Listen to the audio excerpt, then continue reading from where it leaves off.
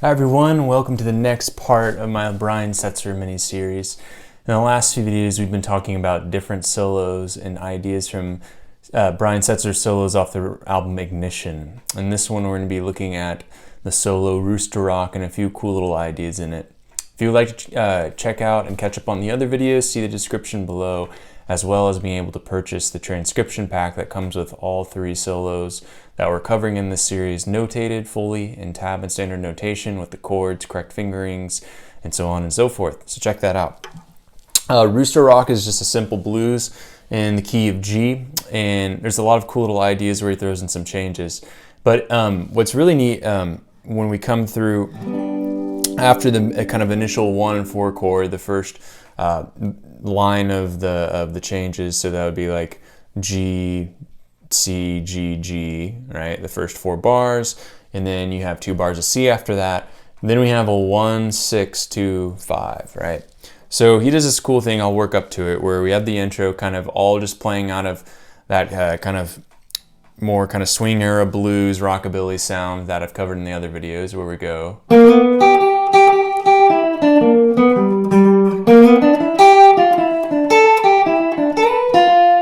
Right, that's setting up the 4 chord.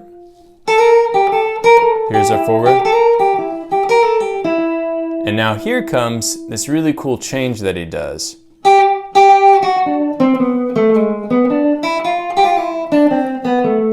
Back to blues.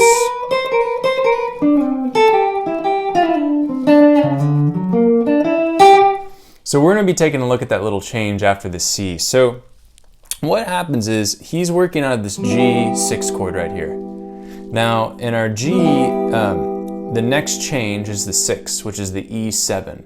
So if we think about this, we've got G, then go down a whole step, F, and go down a half step, E. And then you can make that E7 if you want.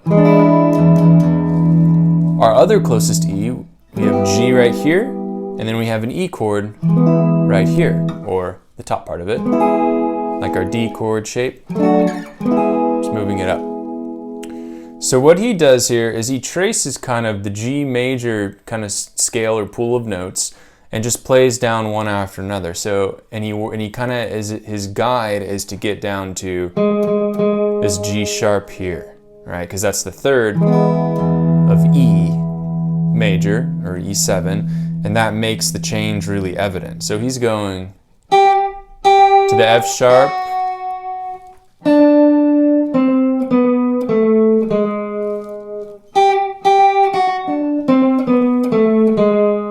right? So we skip over the E, G, F sharp, D, C, B, A, G sharp, okay? Now we could do that in a couple different ways. We could add the E back in there and just kind of catch up on the rhythm, right? We could just play down the arpeggio. If we take the C out, right? Because what's happening there, you could think of it as a G major 7 chord, or you could think of it as a B minor chord, which would precede the E, right? Because the B minor is the 2 minor of E7, right? And another note, this might be a little too off topic, but if you think of the 3 minor in G, it's B. Look at all the notes. It essentially just kind of makes a G major 7 with an added 9. So it's you can kind of go between the two. It's like the relative minor, the 6. Anyway, so we have two options. We can just come down the major scale, and land on that. Hello, Donna Lee. Or we can come down and kind of omit like he does.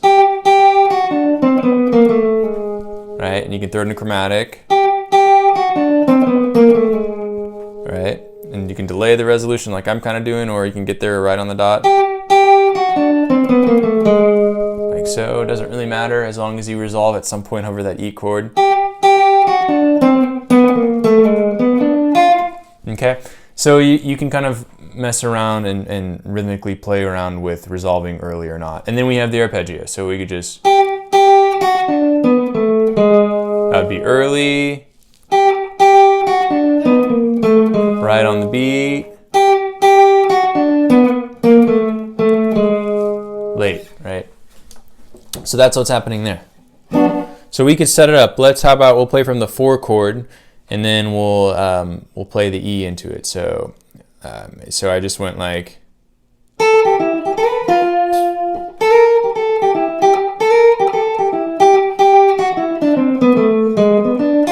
So that was just going on the major scale, a little slower. I'll play it.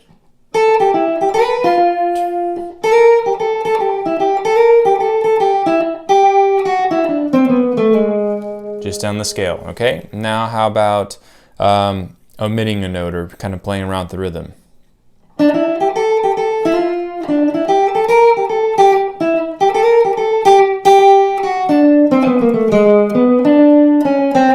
All right, another one.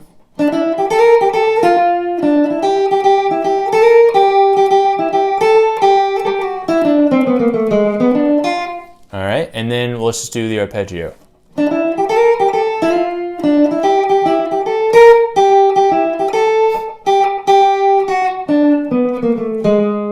Right, another one, last time arpeggio.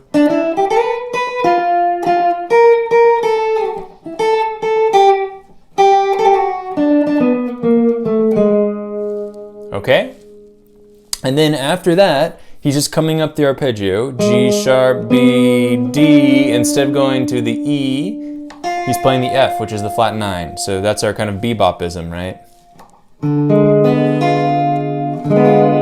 Or right here, E7 flat 9, which resolves right into A minor, D, back to G. So he does this, and then comes back down. We're just going to play blues on out from there. So we've got this.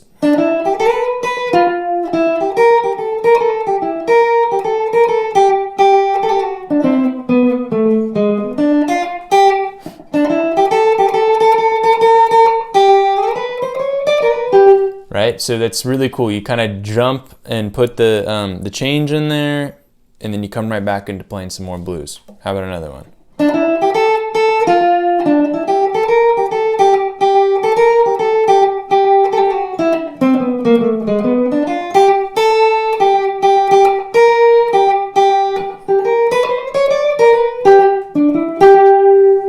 Okay, so that's kind of what's happening, just dropping that in. And then the next thing you do after you mess around with that is find it in this other position right here at the E. So